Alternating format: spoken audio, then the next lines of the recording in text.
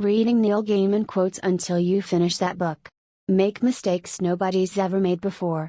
Don't freeze, don't stop, don't worry that it isn't good enough, or it isn't perfect, whatever it is, art, or love, or work or family or life. Whatever it is you're scared of doing, do it. Make your mistakes, next year and forever. Fairy tales are more than true, not because they tell us that dragons exist, but because they tell us that dragons can be beaten. People think dreams aren't real just because they aren't made of matter, of particles. Dreams are real.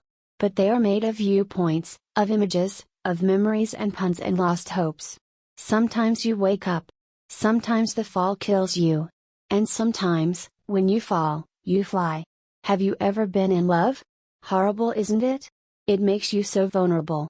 It opens your chest and it opens up your heart, and it means that someone can get inside you and mess you up. You build up all these defenses, you build up a whole suit of armor, so that nothing can hurt you. Then one stupid person, no different from any other stupid person, wanders into your stupid life. You give them a piece of you. They didn't ask for it. They did something dumb one day, like kiss you or smile at you, and then your life isn't your own anymore. Love takes hostages.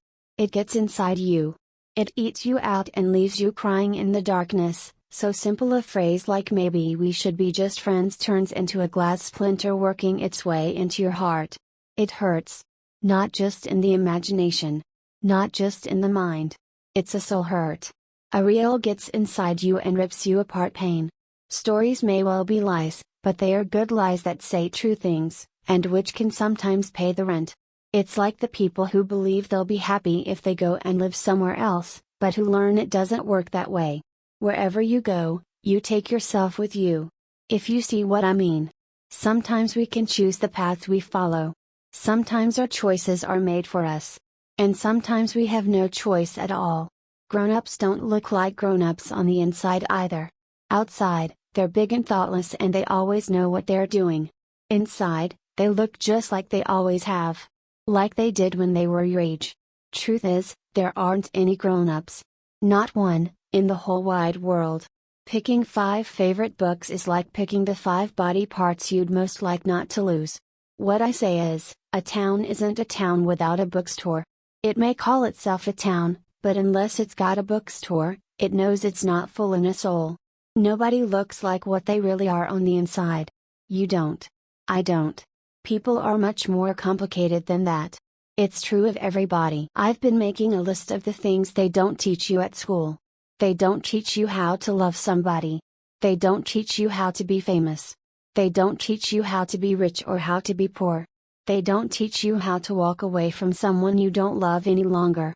They don't teach you how to know what's going on in someone else's mind. They don't teach you what to say to someone who's dying. They don't teach you anything worth knowing. Being a writer is a very peculiar sort of a job. It's always you versus a blank sheet of paper, or a blank screen, and quite often the blank piece of paper wins. Books make great gifts because they have whole worlds inside of them. And it's much cheaper to buy somebody a book than it is to buy them the whole world. The one thing that you have that nobody else has is you. Your voice, your mind, your story, your vision. So write and draw and build and play and dance and live as only you can. A book is a dream that you hold in your hands. If you dare nothing, then when the day is over, nothing is all you will have gained. You're always you, and that don't change, and you're always changing, and there's nothing you can do about it. Things need not have happened to be true. Tales and dreams are the shadow truths that will endure when mere facts are dust and ashes, and forgot. He had noticed that events were cowards. They didn't occur singly, but instead they would run in packs and leap out at him all at once. Every hour wounds. The last one kills. A library is a place that is a repository of information and gives every citizen equal access to it. That includes health information. And mental health information. It's a community space. It's a place of safety, a haven from the world. You have to believe. Otherwise, it will never happen. All your questions can be answered, if that is what you want. But once you learn your answers, you can never unlearn them. You get ideas from daydreaming. You get ideas from being bored. You get ideas all the time. The only difference between writers and other people is we notice when we're doing it.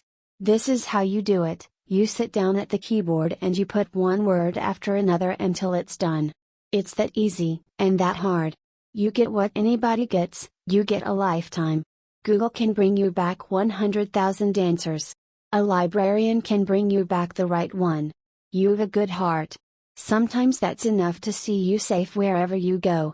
But mostly, it's not. I mean, maybe I'm crazy. I mean, maybe. But if this is all there is, then I don't want to be sane. I don't want whatever I want. Nobody does. Not really. What kind of fun would it be if I just got everything I ever wanted just like that, and it didn't mean anything? What then? When writing a novel, that's pretty much entirely what life turns into: house burned down, car stolen, cat exploded. Did 1,500 easy words, so all in all it was a pretty good day. When you're scared but you still do it anyway, that's brave. Face your life, its pain, its pleasure, leave no path untaken. A philosopher once asked, are we human because we gaze at the stars, or do we gaze at them because we are human? Pointless, really. Do the stars gaze back? Now, that's a question. Thanks for watching. Like and subscribe for more author inspiration and writing tidbits.